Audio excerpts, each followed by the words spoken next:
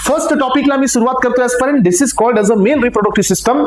Mail reproductive system मध्ये कोणते कोणते बीट्स आहेत हे आपण पाहतोय. So male reproductive system includes the external genitals. हा, रिप्रोडक्शन साठी आपण पाहू शकतो मेल बॉडीमध्ये जे बाहेरून आपल्याला दिसतात ते पण रिप्रोडक्शन मध्ये आहेत, पण तेवढेच रिप्रोडक्शन मध्ये नाही आहेत. काही इंटरनल ऑर्गन्स पण आहेत, काही इंटरनल लोकेशन्स पण आहेत जे रिप्रोडक्शन मध्ये आहेत. जसं की वॉस डिफरन्स रिप्रोडक्शन मध्ये आहे, इपिडिडायमिस रिप्रोडक्शन मध्ये आहे, टेस्टिस रिप्रोडक्शन मध्ये आहे. सो पण आपण त्यांना डायरेक्टली पाहू शकत नाही, त्यामुळे हे इंटरनल ऑर्गन्स आहेत जे आपण डायरेक्टली पाहू शकतो मेल बॉडीमध्ये. त्याच्यामध्ये फक्त दोनच आहेत, एक आहे पेनिस आणि सेकंड आहे स्क्रोटम. हे दोनच आपण बाहेरून पाहू शकतो. मग यामध्ये लक्षात घ्या, जे बाहेरून दिसतील ते एक्सटर्नल जेनायटल्स, त्याच्यामध्ये पेनिस, टेस्टिस आणि त्याच्यामध्ये असेल स्क्रोटम. इंटरनल मध्ये आपल्याकडे वेगवेगळे ग्लँड्स आहेत, prostate gland, vas deferens, bulbourethral gland, seminal vesicles हे मधल्या साईडने, हे पण रिप्रोडक्शन मध्ये आहे. मग आता हे समजून घेण्यासाठी तुमच्या समोर हे डायग्रामॅटिक प्रेझेंटेशन आहे. तुम्हाला याबद्दलचं इंट्रोडक्शन पाठीमागच्या लेक्चरमध्ये पण झालेलं आहे. हे पहा, ही टेस्टिस आहे. टेस्टिस मध्ये सेम्निफेरस ट्यूब आहे. ही जी लाइनिंग दिसते ना तुम्हाला, ही सेम्निफेरस ट्यूब आहे. याच्यामध्ये स्पर्म तयार होत असतात. आज हे सगळंच क्लिअर होऊन जाईल. याच्यामध्ये स्पर्म तयार होतात आजपर्यंत हे सगळे सेप्टम आहेत, हे सेम्निफेरस ट्यूब आहे. त्यानंतर रेडिटेस्टिस असतात. रेडिटेस्टिसच्या नंतर काय असतं, सो वॉस इफरन्स असतो. वॉस इफरन्सच्या नंतर इपिडिडायमिस असतं, त्याच्यानंतर वॉस डिफरन्स असतो आणि हे स्पर्म वरती येतात. This is dilated part, that is ampulla. आणि हे जे दिसते तुम्हाला छोटे छोटे दोन साईडला pair of the gland, this is seminal vesicle म्हणजे सेमिनल ग्लँड. हा पण एक ग्लँड असतो, दिस इज प्रोस्टेट ग्लँड. इथे पण एक छोटा ग्लँड असतो, दॅट इज बल्बोयुरेथ्रल ग्लँड. आणि यानंतर ही लाइनिंग दिसते आजपर्यंत, दिस इज कॉल्ड युरेथ्रा. आणि हे जे आहे हे ब्लॅडर आहे जिथे युरिनरी स्टोरेज होतं, आणि हे युरेटर आहे जे की किडनी पासून खाली आलेलं आहे. तर हे स्ट्रक्चर तुम्ही समजून घ्या. ही आहे मेल रिप्रोडक्टिव्ह सिस्टम. मग आता मेल रिप्रोडक्टिव्ह सिस्टम मध्येच आपण सगळ्यात पहिल्यांदा काय पाहणार आहोत, सो सगळ्यात पहिल्यांदा आपण घेणार आहोत टेस्टिस. कारण टेस्टिस मध्येच काय होत आहे, स्पर्मॅटोजेनेसिस. टेस्टिस मध्येच काय होत आहे, स्पर्मॅटोजेनेसिस. आपल्याला हे समजून घ्यायचंय की स्पर्म कसे तयार होतात, स्पर्म कसे यामध्ये हिप्लॉइडल क्रोमोझोम मध्ये एंटर करतात, स्पर्म त्यानंतर जिथून लिबरेट कसे होतात, स्पर्म हे इजॉक्युलेट कसे होतात, हे सगळं पाहायचं आपल्याला. मग यामध्ये आपण पहिल्यांदाच सुरू केलं, दॅट इज टेस्टिस, जे आपल्याकडे पेअर मध्ये, आणि हे मेझोडर्म ओरिजिनचे आहे. Very very important. Mesoderm origin aspirants म्हणजे काय, हार्ट पण आपलं मेझोडर्मच असतं. याचा अर्थ काय असतो की आपण ज्या वेळेला तयार होत असतो, एम्ब्रियोनल डेव्हलपमेंट आपली ज्यावेळेला होत असते त्यावेळेला आपले 3 लेअर फॉर्म होतात. त्यातील पहिला असतो एक्टोडर्म, त्यानंतर असतो मेझोडर्म आणि त्यानंतर असतो एंडोडर्म. एंडोडर्म हा सगळ्यात मधील, मेझोडर्म हा मिडलचा असतो, एक्टोडर्म सगळ्यात बाहेरचा असतो. तर मेझोडर्म ओरिजिनेट हे टेस्टिस असतात. मग आता हे फॉर्म केले गेले लोअर ऍब्डोमिनल कॅव्हिटीज मध्ये आधी तयार होतात, ऍब्डोमिन मध्ये तयार होतात aspirants. So located in the loose pouch is called as a scrotum. So during early foetal life, बघा ज्या वेळेला आपण, सो बिफोर द बर्थ, हे टेस्टिस जे असतात हे ऍब्डोमिन मध्येच असतात, located in the abdominal cavity. Later ते descend into the scrotal sac through the inguinal canal, म्हणजे जन्माच्या आधी. सो एम्ब्रियोनल लाईफ मध्ये टेस्टिस हे ऍब्डोमिन मध्ये असतात आणि हे टेस्टिस बिफोर द बर्थ खाली डिसेंड होतात स्क्रोटम मध्ये या कॅनल थ्रू. आणि लक्षात ठेवा एस्पेरेंट्स, सो प्रत्येक टेस्टिस हा ओव्हल शेपचा आहे. 2 to 5 सेंटीमीटर याची लॉंग लेंथ आहे, 2 to 3 मीटर याची विड्थ आहे, थिकनेस ही 3 सेंटीमीटरची आहे. आणि ही तुझी डायग्राम आहे. या डायग्रामॅटिक प्रेझेंटेशन तुम्हाला आयडिया येत असेल की हे टेस्टिस नेमकं कसे असतात. सो इथं जी मध्ये ट्यूब दिसते ना, this is your seminiferous tube. Seminiferous tube आहे aspirants, this is seminiferous tube. So यानंतर हे रेडिटेस्टिस, त्यानंतर आहे vas deferens, sorry vas efferens, then हे इपिडिडायमस. तर अशा प्रकारे हे टेस्टिसचं लोकेशन आहे, इथं तुम्ही पाहू शकता. हिस्टॉलॉजी मध्ये टेस्टिस कडे आउटर लेअर असते कोलॅजनची. दिस आउटर लेअर ही असते ट्युनिका अल्बुजिनिया. फक्त माहिती असावं म्हणून ही लेअर तुम्हाला देतोय. त्यानंतर त्याच्यामध्ये इनकम्प्लीट एक पेरिटोनियल लेअर असते, जसं की ही सगळ्यात बाहेरची जी लेअर आहे, तर ही लेअर असते ट्युनिका. सो इथं दिली आहे अल्बुजिनिया, हे पहा दिसते इथं, ही बाहेरची ही. आणि एक इनकम्प्लीट लेअर असते, दॅट इज द ट्युनिका वजनॅलिस. तर ही फक्त या साईडून या साईड पर्यंत असते. 2 लेअर याच्याकडे आहेत, एक आहे ट्युनिका अल्बुजिनिया आणि सेकंड लेअर असते ट्युनिका दॅट इज वजनेलिस. आणि एक अजून एक त्याला इनर मध्ये असते ट्युनिका व्हॅस्क्युलोसा. अशा 3 लेअर असतात. लक्षात घ्या 3 असतात. प्रत्येक टेस्टिस मध्ये 200 to 300 लोब्स पण असतात. सो इच लोब मध्ये 1 ते 3 सेम्निफेरस ट्यूब असतात. टेस्टिस बद्दल आपण बेसिक इंट्रोडक्शन घेतोय आणि हे आपण पाहिलं की 1 to 3 सेम्निफेरस ट्यूब त्या एका लोब मध्ये आहेत आणि एका टेस्टिस मध्ये 200 to 300 लोब्स आहेत. मग आता आपण इथं पाहतोय त्याच्या इंटरनल स्ट्रक्चर मध्ये पहा, क्युबायडल जर्मिनल इपिथेलियम सेल्स आहेत. ह्या टेस्टिसच्या मधल्या साईडला क्युबायडल जर्मिनल इपिथेलियम सेल्स आहेत, ज्याला आपण नाव देतो स्पर्मॅटोगोनिया. स्पर्मॅटोगोनिया म्हणजे असताना तो सेल जो स्पर्म बनवणार आहे. हे कुठे असतात? टेस्टिसच्या मध्ये, सेमिनिफेरस ट्यूबच्या मध्ये. सो जर्मिनल इपिथेलियम सेल्स हे गॅमेटोजेनेसिस मध्ये जातात आणि त्याच्यापासून स्पर्मॅटोझोआ म्हणजे स्पर्म तयार होतात. दुसरा सेल असतो interstitial or the Leydig cell. Very very important. पाठीमागच्या लेक्चरमध्ये आपण याच्याबद्दल बोललो होतो.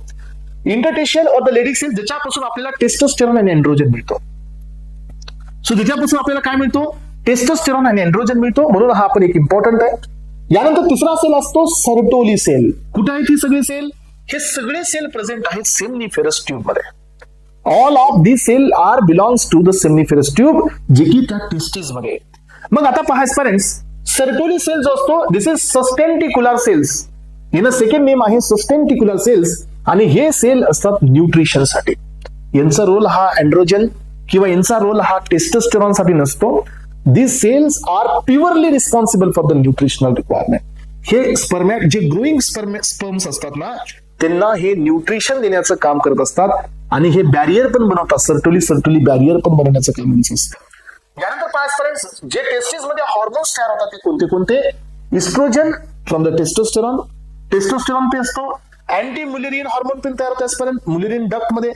आणि इनहिबिन हॉर्मोन तयार होतो. It is secreted by the Sertoli पासून हा हॉर्मोन इनहिबिन म्हणजे हा फीडबॅक इनहिबिटरी हॉर्मोन असतो, जो की याच्यामध्ये तुमचं काम करतो. Oestrogen, testosterone, anti Mullerian hormone आणि इनहिबिन एवढे हॉर्मोन्स असतात जे मेल टेस्टिस मध्ये प्रोड्यूस होतात. मग आता आपण चाललोय पुढच्या बीट मध्ये आणि ते म्हणजे की स्पर्मॅटोजेनेसिस कसं होत आहे. Right. So now we are moving towards the very very important part that is spermatogenesis. तर हे टेस्टिस मध्ये काय आहेत? हे लोब आहेत, हे सेप्टम आहेत, याच्यामध्ये आहे सेमिनिफेरस ट्यूब. याच्यातली एक ट्यूब मी अशी बाहेर काढली आहे. समजते सगळ्यांना? यातील एक ट्यूब मी अशी बाहेर खेचली आहे आणि या ट्यूबला थोडस झूम करून पाहिलं तर ही अशी आहे. याचं सेक्शन घेतलं तर ही अशी आहे. याला कट केलं तर ही अशी आहे. मग आता मी काय केलं माहितीये का? की या ट्यूब मधून एवढाच पोर्शन मी झूम केलाय. एक सेक्शन याच्यातून झूम केलाय. तो दिसताना तो सेक्शन मला आता असा दिसतोय. समजते सगळ्यांना? हा, स्पर्मॅटोजेनेसिस पाहतोय आपण. मग आता याच्यामध्ये मला पहिले हे जे सेल्स आहेत हे जर्मिनल इपिथेलियम सेल्स आहेत. याला मी नाव काय दिलं? Spermatogonium. So what I have given the name the spermatogonium. मग याच्यामध्ये माझे सर्टोली सेल्स पण आहेत. इथं पहा, सर्टोली सेल्स पण आहेत. इथंच कुठेतरी माझे लेडिक सेल्स पण राहणार आहेत. लेडिक सेल्स जे की अँड्रोजन्स आणि टेस्टोस्टेरॉनला बनवणार आहेत. स्पर्मॅटोगोनियम हा माझा इथं या जरा थोडस आता या साईडला. सो स्पर्मॅटोगोनियम हा आता डिव्हिजन मध्ये जाणार आणि he will form the primary spermatocyte. तुम्हाला माहिती असू द्या, स्पर्मॅटोगोनियमचा जो नंबर असतो क्रोमोझोमल तो 46 असतो. स्पर्मॅटोगोनियाचा जो क्रोमोझोमल नंबर असतो तो 46 असतो. ज्या ज्या वेळेला आजपर्यंत तुम्ही 46 म्हणाल त्या त्या वेळेला तुम्हाला 2n ने रिप्रेझेंट करावं लागेल. ज्या ज्या वेळेला तुम्ही 46 म्हणाल त्या त्या वेळेला तुम्हाला 2n यूज करावं लागेल. ज्या ज्या वेळेला तुम्ही 23 म्हणाल त्या त्या वेळेला तुम्हाला सिंगल n यूज करावं लागेल. मग आता झालं काय आजपर्यंत लक्षात घ्या की या ठिकाणी तुमच्याकडे स्पर्मॅटोगोनिया आहे. स्पर्मॅटोगोनियम हे डिव्हिजन मध्ये जातात. मायटॉटिक आपण हे डिव्हिजन मध्ये पाहिले की ज्या ज्या वेळेला आपण मायटोसिसचं डिव्हिजन करतो त्या त्या वेळेला chromosomal number is remain same. There is no change in the chromosomal number in mitosis. Cell डिव्हिजनचा चॅप्टर आठवून बघा. त्यामध्ये आपण हे समजून सांगितलंय की मायटोसिस मध्ये सेल डिव्हिजन नंतर क्रोमोझोमल नंबर रिमेन सेम राहतो. आधी जर 46 असेल तर daughter cell again getting 46 plus 46. आधी जर 23 असेल तर डॉटर सेल अगेन गेटिंग 23. म्हणून इथं तुमचं डिव्हिजन होऊन प्रायमरी स्पर्मॅटोसाइट तयार होतोय. प्रायमरी स्पर्मॅटोसाइट कडे क्रोमोझोमल नंबर किती आहे? 46 आहे. मग आता आजपर्यंत प्रायमरी स्पर्मॅटोसाइटचं पहिलं डिव्हिजन होणार हे आता मियोटिक डिव्हिजन होणार आहे. This is not the mitosis. हे डिव्हिजन असणार आहे मियोसिस. मियोसिस समजतं सगळ्यांना? मियोसिस सेल डिव्हिजन म्हणजे जिथं क्रोमोझोमल नंबर हा हाफ होतो. आणि हे 46 चा जो प्रायमरी स्पर्मॅटोसाइट आहे नाव it is getting so into 2 daughter cell आणि हे सेल असतात सेकंडरी स्पर्मॅटोसाइट. आणि आता यांचा क्रोमोझोमल नंबर हा 23 असतो. यानंतर पहा की सेकंडरी स्पर्मॅटोसाइट मियोसिस 2 डिव्हिजननी जातात. म्हणजे मियोसिस 2 किंवा मायोटिक 2 डिव्हिजननी जातात. पुन्हा यांचे प्रत्येकाचे 2 तयार होतात एस्पेरेंट्स. अशी 4 सेल इथं तयार होतात आणि प्रत्येकाकडे क्रोमोझोमल नंबर 23, 23, 23, 23 असतो आणि यांना नाव देतो आपण स्पर्मॅटिड्स. आणि इव्हेंच्युअली हे स्पर्मॅटिड्स मॅच्युअर होतात, यांना टेल इथं वापस गेन येते, टेल इथं गेन होते आणि हे झाले तुमचे स्पर्म. त्यामुळे प्रत्येक स्पर्म मध्ये 23 क्रोमोझोम्स असतात एस्पॅरेंट्स आणि this entire process is called as a spermatogenesis, जिथं आपण स्पर्मॅटोगोनियम पासून स्पर्म सेल्सला बनवलेलं आहे. समजते सगळ्यांना? येस और नो? स्पर्मॅटोगोनियमचं मायटोसिस झालं, प्रायमरी स्पर्मॅटोसाइट. स्पर्मॅटोगोनियम कडे 46 क्रोमोझोम्स होते. प्रायमरी स्पर्मॅटोसाइट मायटोसिस झाल्यामुळे पुन्हा 46 क्रोमोझोम्स आले. त्यानंतर सेकंडरी स्पर्मॅटोसाइट झालं meiotic firstly, chromosomal number half झालेला आहे 23. पुन्हा हे 2 सेल पुन्हा मियोटिक 2 मध्ये गेले, सो त्याचे 4 सेल तयार झाले आणि हे 4 सेल सर्वचे सगळे 23 चे होते. हे सगळे हेप्लॉइडल होते एस्पॅरेंट्स आणि हे सर्व स्पर्मॅटिड्स होते आणि eventually this spermatids matured into the sperm cell आणि प्रत्येक स्पर्म सेल कडे किती क्रोमोझोम इथं आले? 23 आणि या ठिकाणी आपली स्पर्मॅटोजेनेसिस ही प्रोसेस एंड झालेली आहे. म्हणून आपल्याला स्पर्मॅटोजेनेसिस समजून घ्यायची होती आणि आपण एवढ्या या डायग्रामचा यूज करून या प्रोसेसला समजून घेण्याचा प्रयत्नही केला एस्पॅरेंट्स. हे बघा, हीच प्रोसेस खाली दिली आहे मी, तुम्हाला दिसत असेल. हे प्रिमॉर्डियल सेल्स आहेत, इथं स्पर्मॅटोगोनिया तयार झालाय, 2n म्हणजे 46 आहेत. मग प्रायमरी स्पर्मॅटोसाइट्स, याच्यातून सेकंडरी हे सिंगल एन, पुन्हा मियोसिस 2, पुन्हा स्पर्मॅटिड्स, पुन्हा सिंगल एन. कारण आता हे 23 आहेत, हे पण 23, हे पण 23 आहेत, हे पण 23 आणि इव्हेंच्युअली मॅच्युअर इनटू द स्पर्मॅटोझोआ म्हणजे स्पर्म सेल्स. मग ही स्पर्मॅटोजेनेसिस म्हणजे काय? जिथं तुमच्या 3 फेज आहेत. फर्स्ट फेज आहे मल्टिप्लिकेशन फेज, सेकंड फेज आहे ग्रोथ फेज आणि थर्ड फेज आहे मॅच्युरेशन फेज. अशा याच्यात 3 फेजेस असतात आणि स्पर्म सेल इव्हेंच्युअली तयार होतात. मग आता आपण याला डेफिनेशन मध्ये पाहिलं तर काय समजेल एस्पॅरेंट्स? स्पर्मॅटोजेनेसिस ही एक प्रोसेस आहे. It is a process of the male gamete formation म्हणजे स्पर्म फॉर्मेशन किंवा spermatozoa formation from the germinal epithelium tissues म्हणजे कोण? स्पर्मॅटोगोनिया और स्पर्मॅटोगोनियम यांच्यापासून स्पर्म सेल तयार होणे. दिस इज कॉल्ड एज अ स्पर्मॅटोजेनेसिस. मग आता आपण इथं पाहतोय की हे कधी चालू होते मेल मध्ये? तर हे चालू होते so at the time of puberty. हे सुरू होते मेल बॉडी मध्ये at the time of maturation. So he by birth नसते. टाइम ऑफ प्युबर्टीला सुरू होते under the influence of GnRH. GnRH म्हणजे कोण? Gonadotropin releasing hormone. याच्यापासून काय तयार होतो?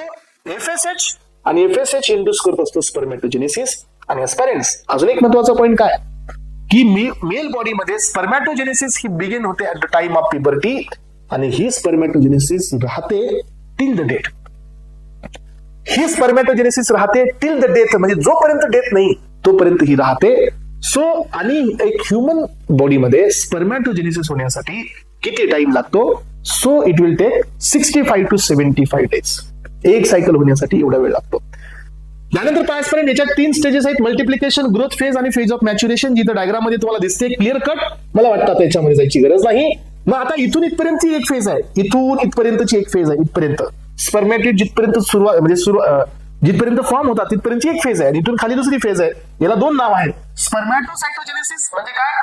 स्पर्मॅटिड्स तयार होणे आणि स्पर्मिओजेनेसिस म्हणजे स्पर्मॅटिडचं स्पर्म तयार होणे. अशा 2 स्टेजेस आहेत. हे तुम्हाला दिल्यात मी. जर कदाचित थोडस डीप क्वेश्चन आला तर तुम्हाला माहिती असावा. यानंतर काय एस्पॅरेंट्स काही नोट पॉइंट माझ्याकडे आहेत. तुम्हाला माहिती असू द्या एस्पॅरेंट्स, जी डायग्राम तुम्हाला मी इथं दाखवली आहे या डायग्रामॅटिक प्रेझेंटेशन मध्ये समजून घ्या. इथं तुम्हाला दिसतंय बघा की स्पर्म तयार झाल्यानंतरही after getting the formation of sperm तयार झाल्यानंतरही ह्या स्पर्मचा जो हेड असतो तो सर्टोली सेल मध्ये इम्बेड झालेला असतो. कशासाठी? For the nutrition. Because Sertoli सेलचा काय रोल आहे? न्यूट्रिशन. सो हे जे स्पर्म आहेत after getting synthesis, after getting matured, तरी पण हे स्पर्म इथं एम्बेड करतात त्यांचं स्वतःचं हेड. आणि ज्या वेळेला आता स्पर्मला बाहेर जायचंय तर त्यांना इथून लिबरेट व्हावं लागतं. आणि the liberation of the sperm from the Sertoli cell, this process is called spermiation. Definition बघा, कारण आता हे एक्झाम मध्ये येणाऱ्या क्वेश्चन्स आहेत सर्व. सो जसं स्पर्म तयार होतात एस्पॅरेंट्स तसं त्यांचं हेड हे कुठं असतं? सो एम्बेडेड असतं एस्पॅरेंट्स. तर त्याच्यामुळे मी इथं डेफिनेशन मध्ये दिलंय. So liberation of sperm from the Sertoli cell. Sertoli cell पासून स्पर्म बाहेर पडणे दॅट इज कॉल्ड स्पर्मिएशन. यानंतर liberation of sperm from the testis. Yes aspirant, testis मधून स्पर्म बाहेर येणे वॉस डिफरन्स मध्ये. This process is called as a semination. Then liberation of sperm from the male body. बघा, आधी तर आपण Sertoli cell पासून स्पर्म बाहेर येणे, दिस इज कॉल्ड स्पर्मिएशन. टेस्टिस मधून स्पर्म बाहेर येणे, दॅट इज सेमिनेशन. आता मेल बॉडी मधून स्पर्म बॉडीच्या बाहेर जाणे, दॅट इज कॉल्ड इजॅक्युलेशन. हे पहा, स्पर्म हे मेल बॉडीच्या बाहेर जाणे, दिस इज कॉल्ड इजॅक्युलेशन. आणि हे स्पर्म फिमेल बॉडीच्या मध्ये एंटर करणे, दिस इज कॉल्ड इन्सेमिनेशन. तर एस्पेरंट हे फक्त डेफिनेशन नाही आहे, हे सिक्वेन्स बी आहे. स्पर्मॅटोजेनेसिस, स्पर्मिएशन, सेमिनेशन, इजॅक्युलेशन आणि इन्सेमिनेशन हा सिक्वेन्स बी आहे. हा एक्झाम मध्ये सिक्वेन्स बी येऊ शकतो. डेफिनेशन प्लस सिक्वेन्स या दोन्ही गोष्टी तुम्हाला माहिती असायला पाहिजे. इन्सेमिनेशन म्हणजे काय असतं की मेल बॉडीतले स्पर्म फिमेल बॉडीच्या ट्रॅक वरती एंटर करणे. सो इजॅक्युलेशन म्हणजे काय, मेल बॉडीतून बाहेर येणे. सेमिनेशन म्हणजे काय, मेल बॉडीतच राहणे पण टेस्टिस मधून बाहेर येणे. आणि स्पर्मिएशन म्हणजे काय की सर्टोली सेल मध्ये जे दसलेलं जे हेड आहे ना ते बाहेर येणे, दॅट इज द पर्मिएशन. आणि हे डेफिनेशन महत्वाच्या होत्या, तुम्ही सगळ्यांनी क्लिअर करून घ्या. यानंतर आता आपल्याकडे आहे स्ट्रक्चर ऑफ स्पर्म. स्पर्म मध्ये काय मेन आहे फ्रेंड्स, तर हे एकच सेल आपल्या बॉडीमध्ये आहे ज्याला flagella. This is the only cell in our body ज्याच्याकडे फ्लॅजेला आहे, म्हणजे ज्याच्याकडे टेल आहे. राईट. सो स्पर्म सेल हे फ्लॅजिलेटेड आहे. 4 पार्ट्स याच्याकडे आहेत, head, neck, middle part and the tail. So human sperm was first seen by the Ham and the Leeuwenhoek या सायंटिस्टनी पहिल्यांदा स्पर्म पाहिले. So head containing the DNA. पण aspirants लक्षात घ्या, हे क्वेश्चन तुम्हाला एक्झाम मध्ये येणारच आहे. यांच्याकडे किती क्रोमोझोमल न्यूक्लियस असतात किंवा क्रोमोझोमचा नंबर किती असतो, तर 23 असतो. आणि 23 is nothing but the haploid. कळते का सगळ्यांना? 23 इज नथिंग बट हेप्लॉइड. त्यामुळे स्पर्म हे हेप्लॉइडल असतात, स्पर्म कधीच डिप्लॉइडल नसतात, लक्षात ठेवा. मग आता आपण पाहतो की ह्या स्पर्म मध्ये डीएनए आहे हेडमध्ये आणि एक बेसिक प्रोटीन आहे, दॅट इज प्रोटामेन. याच्या स्पर्मच्या पुढे गेल्यानंतर अशा प्रकारचे पाऊच असते स्पर्म. आणि हा पण क्वेश्चन तुम्हाला विचारला जाऊ शकतो, हे जे एक एक्सटेन्शन असतं याच्या हेडला, एंटिरियर पार्टला, this is called acrosome. And acrosome filled with many enzymes. 3 enzyme लक्षात ठेवा. त्यातला पहिला एन्झाइम असतो हॅलोरिनिडेज, जो की पुढे आपल्याला लागतो फर्टिलायझेशनला. सेकंड एन्झाइम असतो corona digesting enzyme. Yes, corona digesting enzyme बी असते याच्यामध्ये. काही हायड्रोलायटिक एन्झाइम्स बी असतात याच्यामध्ये. पहा, हे पहा, अँटिरियर पोर्शन जे कव्हर केलं होतं कॅप लाईक स्ट्रक्चर याला आपण अॅक्रोझोम म्हणतो. याच्यामध्ये काही लायटिक एन्झाइम असतात. सगळ्यात मेन आहे इथं हॅलोरिनिडेज, जो की एग सेलच्या बाहेर जी हॅलोरिक ऍसिडची लेअर असते ना त्याला ब्रेक करण्यासाठी काम करतो. कोरोना डायजेस्टिंग एन्झाइम बी असतो है ना, ती कोरोना रेडिएटाची एक लेअर असते त्याला ब्रेक करणार. आणि झोना लायसिन एक असतो. 3 एन्झाइम याच्यात मेन असतात आणि हे एक्झाम मध्ये येतं, लक्षात घ्या. सो यानंतर पहा, नेक साइडला काय आहे, 2 सेंट्रिओल्स आहे त्याच्यामध्ये. नेक साइडला मिडल पीस मध्ये डायरेक्ट मायटोकॉन्ड्रिया आहे, कारण या स्पर्मला फिमेल बॉडीच्या मध्ये रिव्हर्स पेरिटाल्सिसनी वरती जायचे. Then he need extreme energy, मला एनर्जी जास्त लागते, त्यामुळे याच्याकडे मायटोकॉन्ड्रिया पण जास्त असतात. तर मायटोकॉन्ड्रिया हे मिडल पार्ट मध्ये. टेल ही लॉंग सिलेंडर आणि टेपरिंग पार्ट आहे. सायटोप्लाझमिक एक्सटेन्शन असते, हे लक्षात ठेवा. आणि हे टेल यांच्या मुवमेंटचं काम करते, एवढंच याच्यात इम्पॉर्टंट आहे. हे स्ट्रक्चर तुमच्या समोर आहे, हे पाहू शकता. याच्यातले मेन पॉईंट तुम्हाला मी दिलेले. आता आपण प्रायमरी सेक्स ऑर्गन मेल मधला कंप्लीट केलाय. Now we are moving towards the accessory किंवा सेकंडरी. लक्षात ठेवा, ऍक्सेसरी किंवा सेकंडरी ज्यांचा रोल हे गॅमेट प्रोडक्शन मध्ये नाहीये, but they will help for the reproduction. मग हे कोण आहेत एस्पेरेंट्स, तर हे ऍक्सेसरी आहेत डक्ट. मग आता याच्यामध्ये पण 2 जण आहेत. हे डक्ट म्हणजे कोण असतात, पास करणारे. आणि ग्लँड्स म्हणजे कोण असतात, जे प्रिव्हेंट करणारे ब्रेकडाऊनला. तुम्ही मला सांगा, जसं स्पर्म सेल तयार झाले तसं आता स्पर्म सेल मेल बॉडीमध्ये तयार झाले, तर तयार करणारा पण महत्वाचा आहे. जसं की तुम्ही एक एक्झाम्पल घ्या, एक इंडस्ट्रीचं एक्झाम्पल घ्या, जिथे इंडस्ट्रीमध्ये एखादा प्रोडक्ट बनवला जातो. सगळ्यात मेन प्रोडक्टची डिझाईन करणं इम्पॉर्टंट आहे.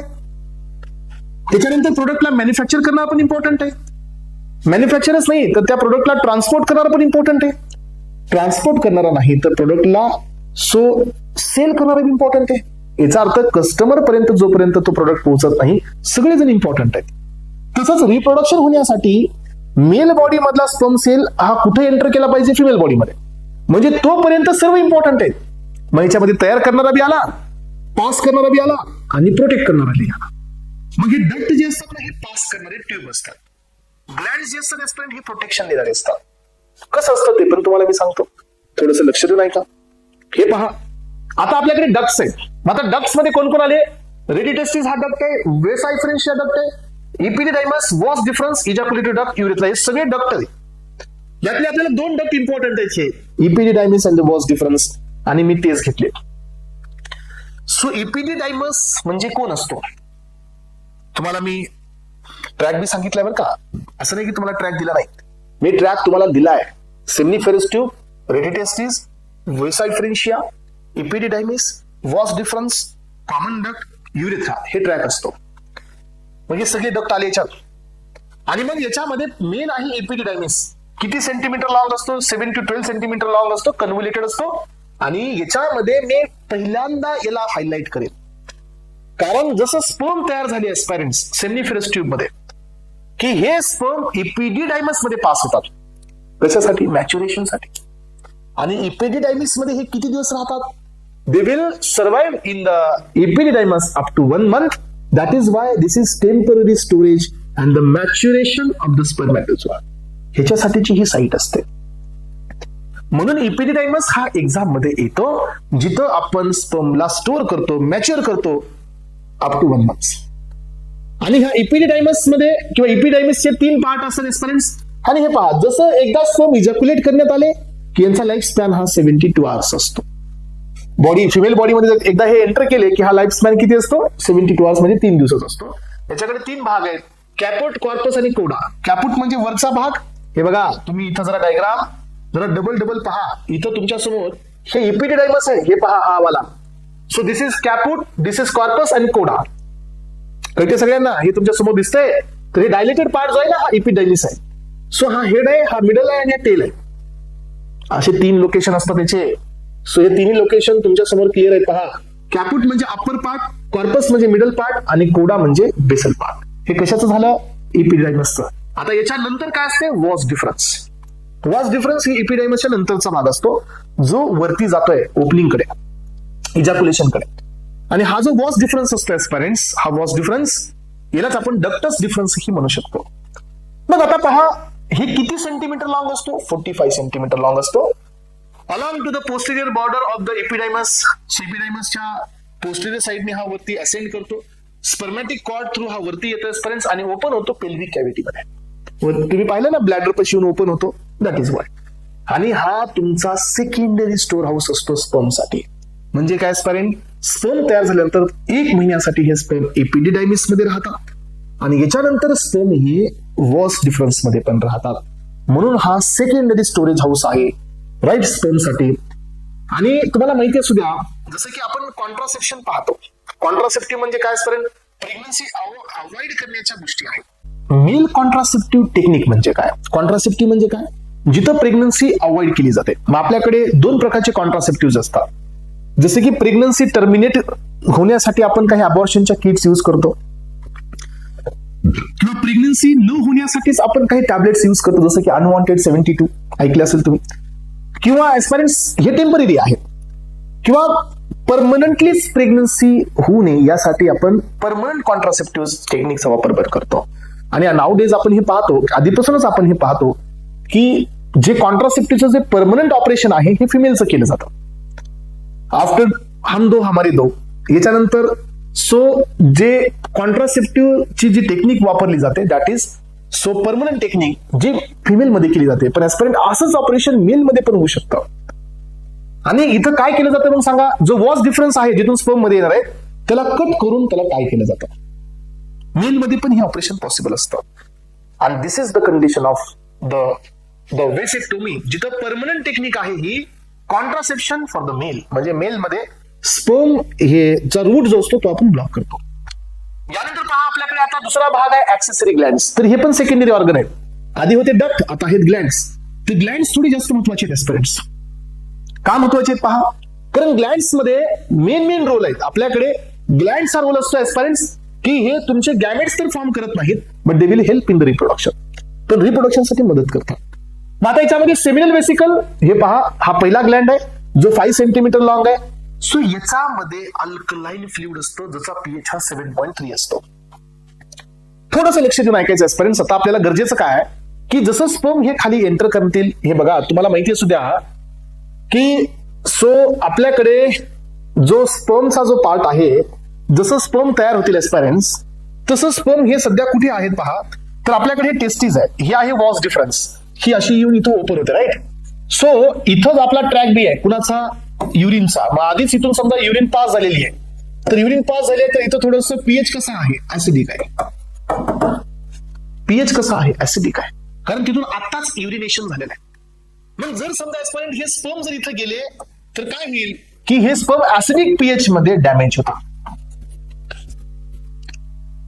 दुसरी गोष्ट काय होईल सांगा, की हे स्पर्म जर या युरेथ्राच्या इनर लाइनिंगला जर स्टिक झाले तर तिथे बी ते स्पर्म डॅमेज होतात. तिसरी गोष्ट काय ऍस्पायरंट, हे जे स्पर्म फिमेल ट्रॅक मध्ये गेले तर फिमेल ट्रॅक मध्ये पण एक लॅक्टोबॅसिलस ऍसिडोफिलसचा बॅक्टेरिया असतो, तुम्हाला मी सांगितलंय. आणि हा काय करतो, लॅक्टिक ऍसिडचं प्रोडक्शन करतो आणि पीएच ऍसिडिक ठेवतो फिमेल ट्रॅकचा. मग जर हे स्पर्म इथे गेले तर हे स्पर्म या ऍसिडिक पीएच मध्ये डॅमेज होतात. त्यानंतर हे स्पर्म इथे स्टिक होऊन डॅमेज होऊ शकतात आणि स्पर्मला वरी जाण्यासाठी एनर्जी बी लागते. याच्यामध्ये भरपूर कॉन्सेप्ट आहेत बरं का. हे बघा, जसं हे स्पर्म फिमेल ट्रॅक मध्ये एंटर केले की हे वापस लगेच खाली डिसेंड होऊ नये यासाठी हे स्पर्म थोड्या वेळासाठी इथं कोऑग्युलेट बी होतात. म्हणजे एवढे सगळे जण आपल्याला समजून घ्यायचे बरं का, त्याच्याशिवाय या ठिकाणी टॉपिक क्लिअर होणार नाही.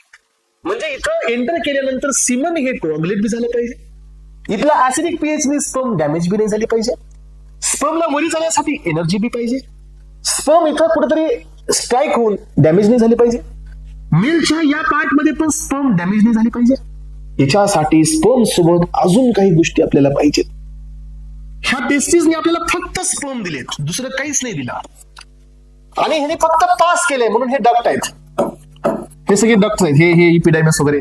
आता इथं आपला ग्लँड आहे, this is called the seminal gland or seminal vesicle, जो काय करतोय ऍस्पायरंट, इथं काही लिक्विड सिक्रेट करतोय ज्याचा पीएच हा 7.3 आहे. याचा अर्थ काय की ज्या वेळेला स्पर्म इथे एंटर करतील त्याच्या आधीच हे लिक्विड इथं सिक्रेट होईल आणि इथला जो ऍसिडिक पीएच आहे तो न्यूट्रलाइज होईल. याचा अर्थ सेमिनल वेसिकल स्पर्मला डॅमेज होण्यापासून प्रोटेक्ट करताय, म्हणून तर दिस हेल्प इन द रिप्रोडक्शन. तसंच इथं प्रोस्टेट ग्लँड आहे, तो बियाला प्रोटेक्ट करतोय. तसंच इथं बल्बोरेटरी ग्लँड आहे जो की म्युकसचं प्रोडक्शन करतोय आणि हे सगळ्या लाइनिंगला स्लिपरी करतोय, ज्याच्यामुळे स्पर्म डॅमेज होणार नाही. तसंच आपल्याकडे वेसिकल मधून काही दुसरे कॉम्पोनंट्स पण इथून सिक्रीट होतात, ज्याच्यामुळे स्पर्मला एनर्जी मिळते, ज्याच्यामुळे स्पर्म. मग आता तुम्ही मला सांगा, जसं इथून स्पर्म बाहेर पडतील तर याच्यामध्ये फक्त स्पर्म असतील का, नाही, स्पर्म नसणार आहे. इथं कोण कोण असेल सांगा, स्पर्म एक असतील, त्यानंतर पहा फ्लुइड असेल कुणाचं, सेमिनल वेसिकलचं, फ्लुइड असेल कुणाचं, प्रोस्टेट ग्लँडचं, आणि फ्लुइड असेल कुणाचं, ते म्हणजे बल्ब युरेथ्रल ग्लँडचं. याचा अर्थ चौघांचं कॉम्बिनेशन असेल तर याला आपण आता म्हणणार आहोत सिमेन.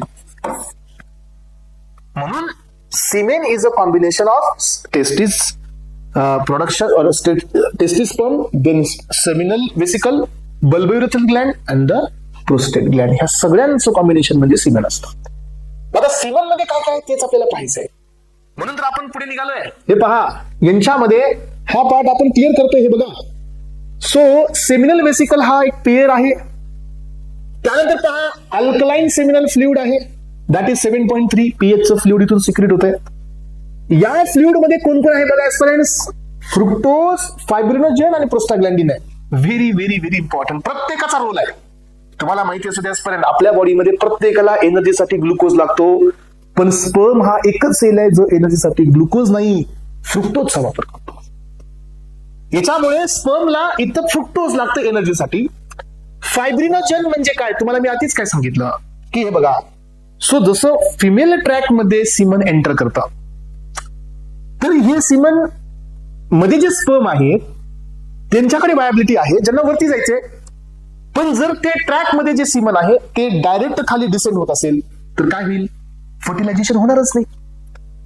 त्याच्यामुळे God has given the mechanism की इनिशियली सीमन ज्या वेळेला इजॅक्युलेट होईल, initially it will get coagulate, आणि हे कोऑग्युलेशन होत असतं ह्या फायब्रिनोजनमुळे.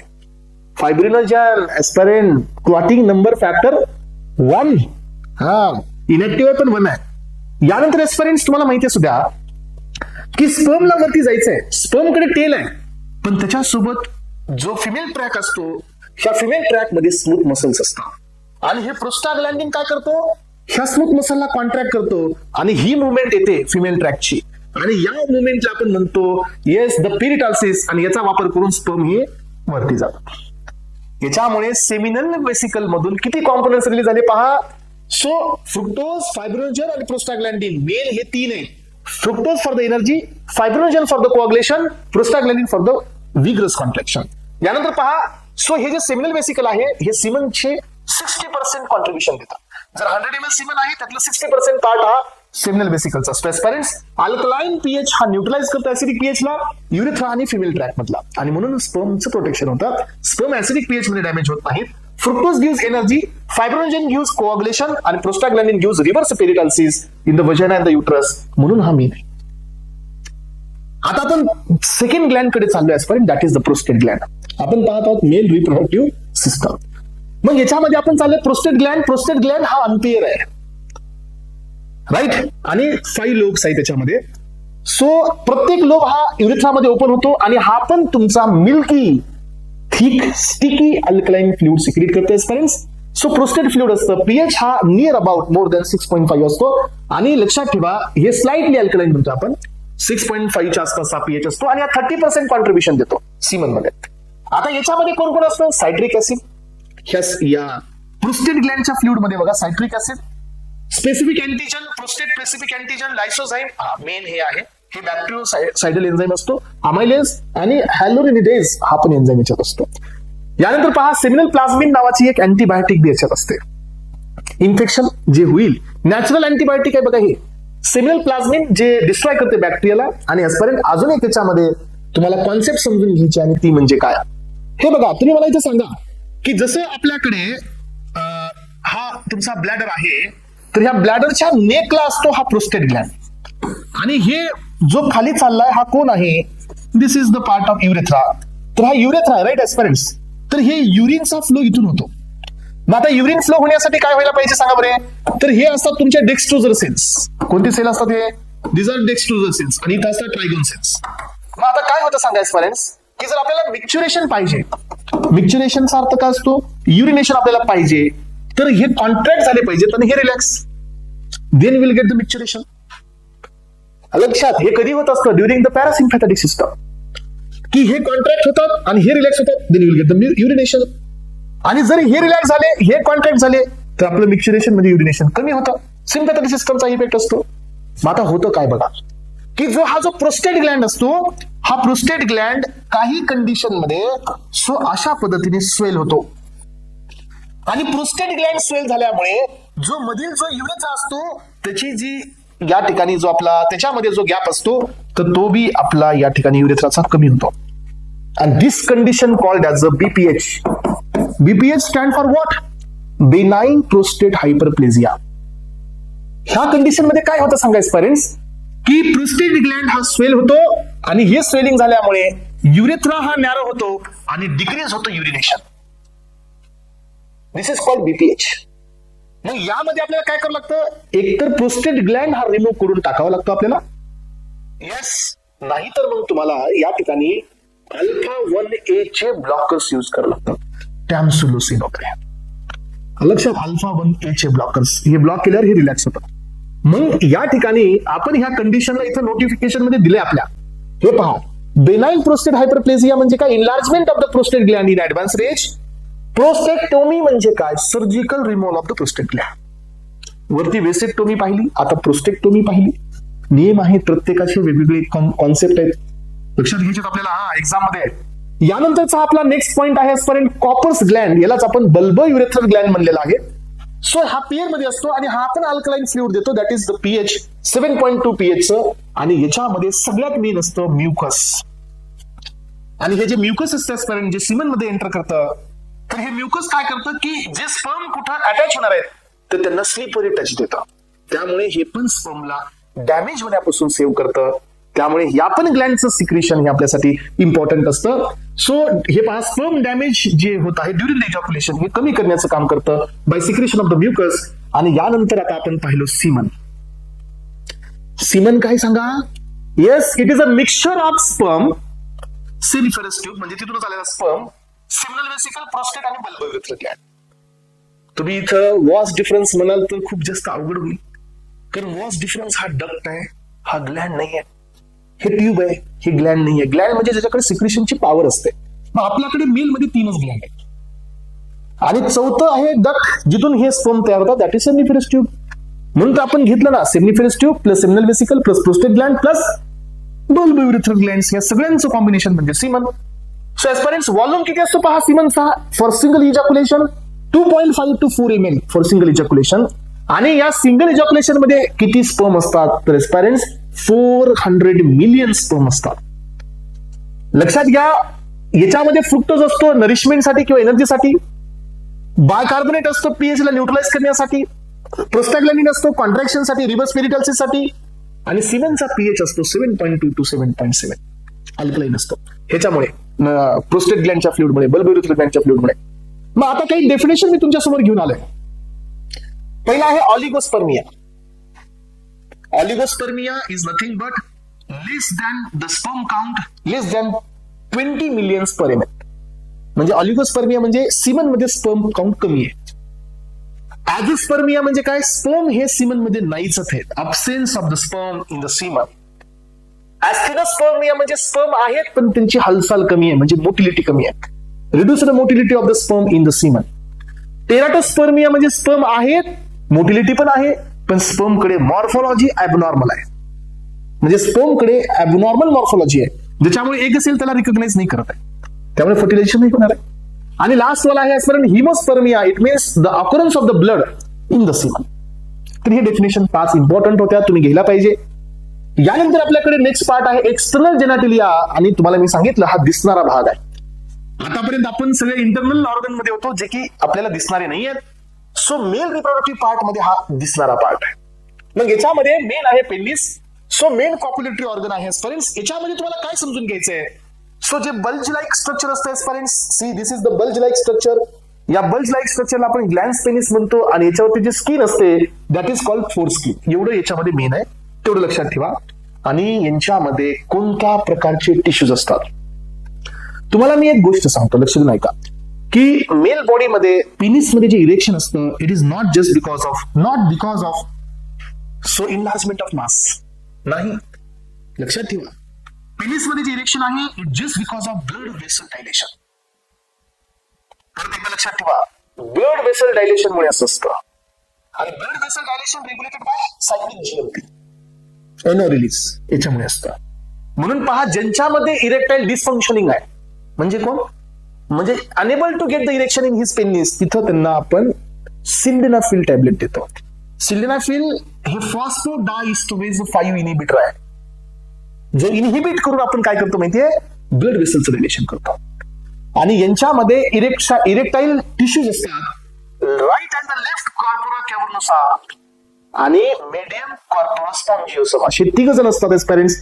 मी ह्या डायग्राम मध्ये इथं दाखवलं, हे सेक्शन आहे पेनिसचं.